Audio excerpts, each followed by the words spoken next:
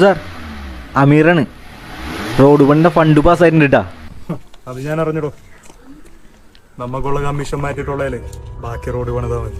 സാറേ, അങ്ങനെ ചെയ്താ റോഡിന്റെ ക്വാളിറ്റി ഭയങ്കര മോശമായിരിക്കും. എന്ത് ക്വാളിറ്റിയാടോ?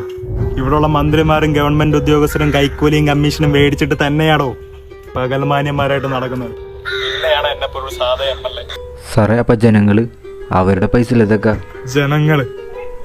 ജനങ്ങളെ ബോധിപ്പിക്കാൻ വേണ്ടി മാത്രമാണോ ഈ റോഡ് നിർമ്മാണമൊക്കെ? പിന്നെ ജനങ്ങൾക്കിട്ട് ഉണ്ടാക്കി കൊടുത്തിട്ട് എന്റെ പോക്കറ്റിലും തന്റെ പോക്കറ്റിലും ഒന്നും വീഴാൻ പോകുന്നില്ല. അതുകൊണ്ട് താൻ ഞാൻ പറയുന്ന പോലെ ചെയ്താൽ മതി. സതീഷ, വണ്ടി എടുക്കും.